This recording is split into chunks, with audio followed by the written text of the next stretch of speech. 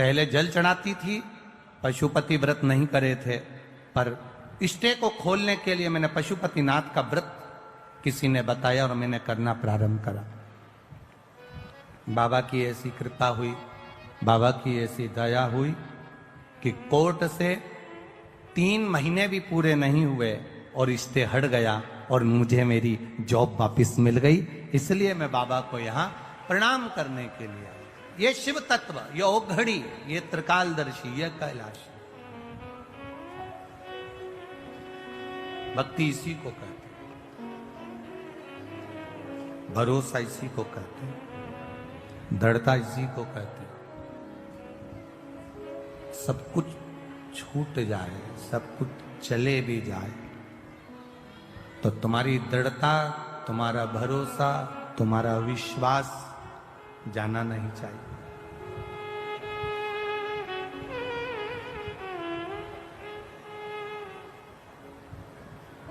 किससे जाकर कहें? ब्रह्मा जी कह रहे हैं कि भगवान विष्णु से कि आपके पिता शिव जी हैं, नारायण आप कह रहे हो कि आपके पिता शंकर जी हैं, और पर मेरा विश्वास नहीं करता कि आपके पिता शिव जी होंगे। तो भगवान नारायण ने पूछा कि ब्रह्मा जी तुम कैसे कह सकते हो कि मेरे पिता शंकर जी नहीं है? तुम कैसे कह सकते हो? तब तुम बोल कैसे सकते हो कि मेरे पिता शिव नहीं है? कहा मुझे एक कारण से लगता है। क्या कारण है? कहा अगर शंकर जी आपके पिताजी होते तो उनके पास में तो ढेरों संपदा होती, क्योंकि आपके चरणों में लक्ष्मी पड़ी हुई है।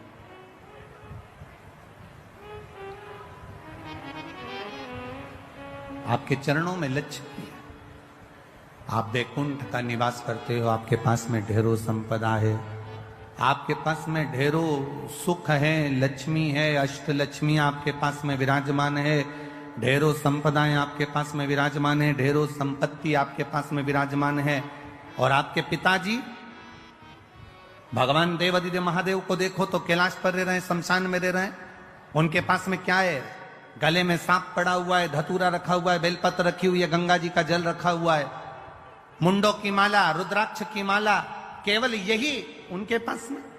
तो शंकर भगवान को भी तो धनपति दिखना था, करोड़पति दिखना था, संपदावान दिखना था, वैभववान दिखना था।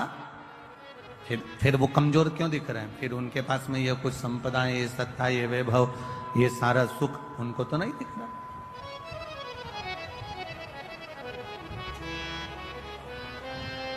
भगवान नारायण ने भगवान ब्रह्मा जी से कहा, भगवान नारायण भगवान ब्रह्मा जी से कहते हैं कि ब्रह्मा जी तुम समझ नहीं सकते कि शिव है क्या। शिव क्या है समझ नहीं सकते। ब्रह्मा जी ने कहा मैं विश्वास नहीं करता। एक पर्वत जिसको घुमाना भगवान विष्णु ने और भगवान ब्रह्मा ने प्रारंभ किया, पर्वत घुमाते घुमाते घुमाते घुमाते अग्नि का खंभ प्रकट हुआ, एक लिंगायत आकृति प्रकट हो गई, शिवलिंग प्रकट हो गया। शिवलिंग प्रकट हुआ तो ब्रह्मा जी ने कहा इनका सिर कहाँ, पांव कहाँ? ब्रह्मा जी शिव जी का सिर देखने के लिए आकाश मार्ग से ऊपर की ओर बढ़े। ब्रह्मा जी जब ऊपर की ओर बढ़े, भगवान नारायण शंकर भगवान का चरण ढूंढने के लिए नीचे की ओर गए। भगवान विष्णु को शंकर भगवान का चरण नहीं मिला।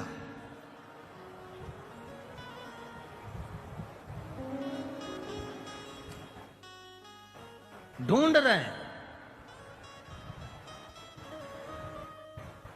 भगवान विष्णु वापिस आ गए।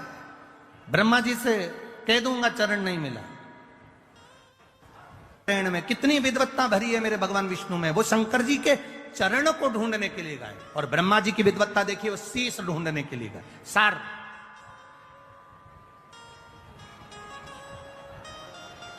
जरा विचार करिएगा। पहले भी कथा में कहा है, आज फिर कह रहे हैं। पहले के समय में इतना बड़ा क्रीम का डब्बा आता था, ऐसा गोल मुंह का बड़ा सारा, उसमें से ऐसे क्रीम निकाल लो और अपने चेहरे पे लगा लो और डब्बा बंद कर दो। आज के जमाने में बड़े मुंह के डब्बे बंद हो गए, इतना बड़ा ट्यूब जैसा डब्बा आता है, पैकेट आता है ट्यूब का, और उसमें ऐसा ढक्कन लगा रहता है छोटा सा, उसको खोल लो और उसमें नीचे से उसको थोड़ा सा दबाओ, दबेगा तो ट्यूब बाहर आ जाएगा, निकालो और लगा लो।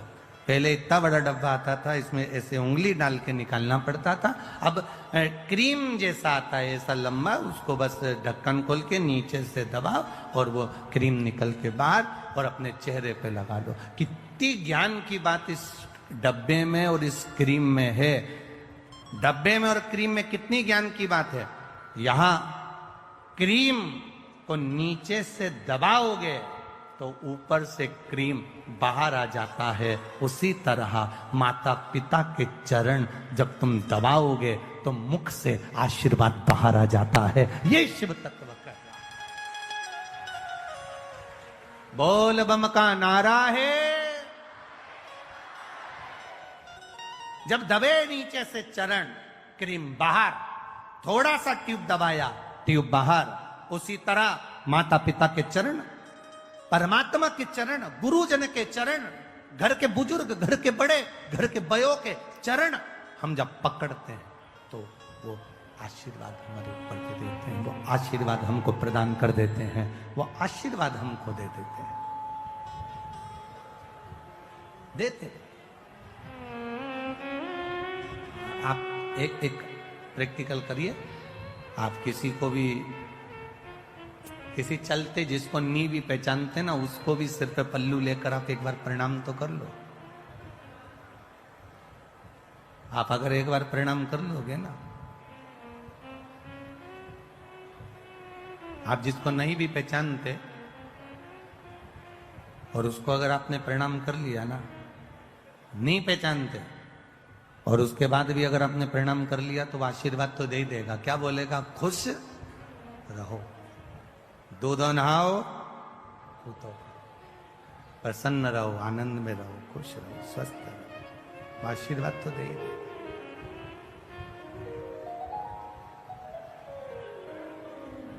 अब जरा विचार करिए, प्रणाम करने का फल कितना है, नमन करने का फल कितना है।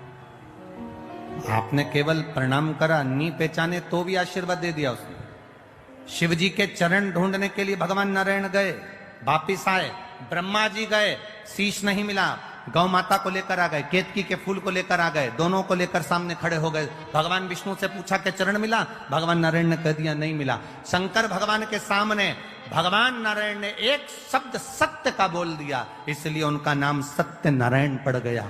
और जो सत्य का संबोधन कहा तो शिव जी प्रसन्न होकर कह दिए, नारायण मुझे जो सबसे ज्यादा प्रिय है, सबसे ज्यादा पसंद है, वो सत्य तुमने मेरे सामने बोला है, इसलिए आज से तुम सत्य नारायण भगवान बनकर पूजाओगे। सारी दुनिया में तुम्हारी कथा, सत्संग, संकीर्तन होगा, तुम सत्य नारायण कहलाओगे। और उनका नाम सत्य नारायण हो गया, सत्य नारायण।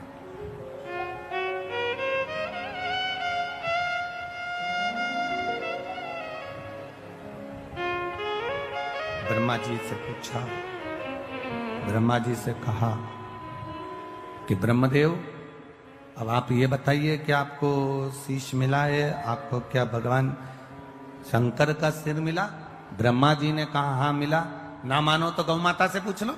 गाय से कहा शीश मिला है, गौ माता ने एक रोटी के लिए झूठ बोल दिया, झूठ बोला। शंकर भगवान ने श्राप दे दिया कि तेरा पूरा शरीर पूजाएगा पर तेरा मुख अपूज्य रहे।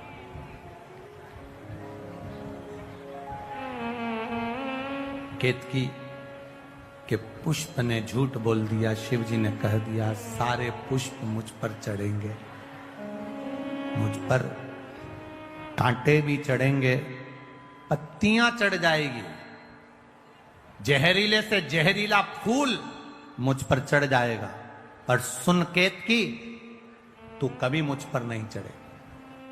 श्राप दे दिया। फिर भी ब्रह्मा नहीं माने तो आखिरी में उन्होंने फिर झूठ कह दिया। शिव जी ने पांव के अंगूठे से नख तोड़कर फेंका और फेंकते से ही काल भैरव को प्रकट करा। काल भैरव ने नख से ब्रह्मा जी का एक सिर काट दिया, कर्मनाशा नदी प्रकट हो गई, ब्रह्मा जी झूठ बोलते बोलते लुढ़कते रहे। तब भगवान विष्णु ने उनके लिए प्रार्थना करी, उनके शीश से बट का पेड़ बना, बट वृक्ष बना। एक विचार करिएगा जरा भीतर से अपने। शिव तत्व कह रहा है, अभी अभी प्रयास करिएगा कि जितना बन सके अपनी जिंदगी में उतना शिव तत्व को प्राप्त करने का प्रयास करिए। एक जुआरी जरा सा फूल पत्ती भगवान पर फेंक देता है और वो राज सिंहासन पर जाकर बैठ जाता है। तो ये जो सावन का महीने में जो अधिक मास आता है, ये कोई साधारण नहीं है महाराज। सावन के महीने में जो अधिक मास आता है, ये कोई साधारण नहीं।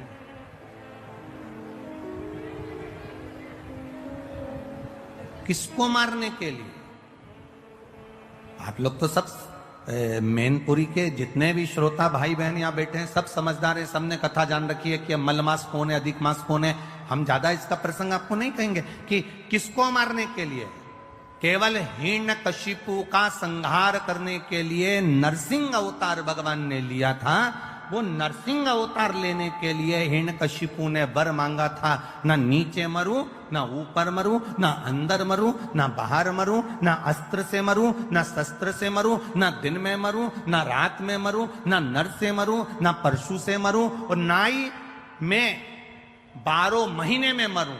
भगवान ने तथास्तु कह दिया था। और एक अधिक कर कर मेरे भगवान ने एक अधिक कर कर मलमास को प्रकट करा, अधिक मास को प्रकट करा, और अधिक मास को प्रकट कर कर उसको उस अधिक मास में नरसिंह भगवान प्रकट होकर हिरण्यकशिपु का संहार करे। अब समझने वाली बात देखिए शिव महापुराण की। सावन में जो अधिक मास पड़ता है उसका प्रभाव क्या होता है, अब समझिएगा जरा। अब जो मलमास है,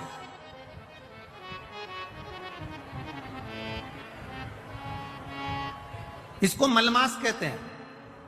एक अधिक हो गया, 12 महीने से एक अधिक हो गया, मलमास।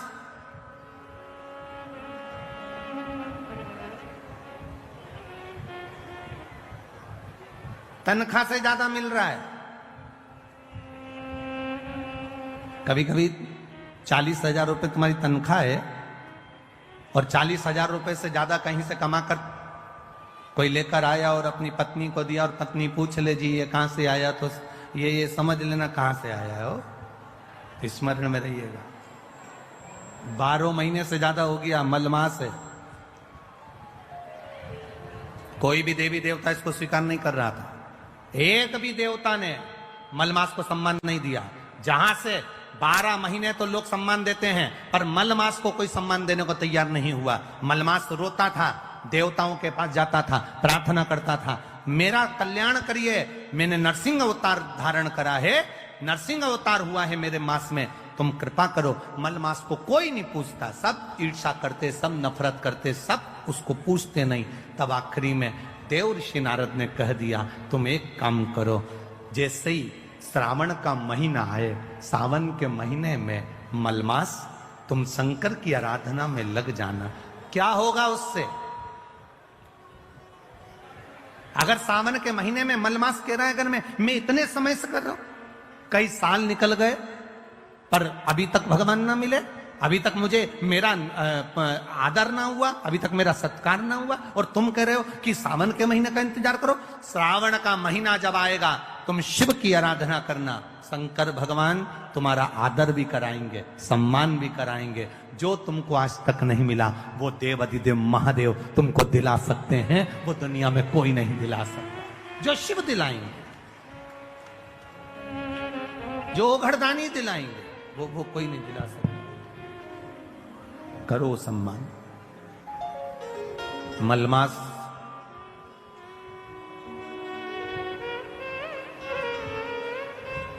मलमास रो रहा है, सावन का महीना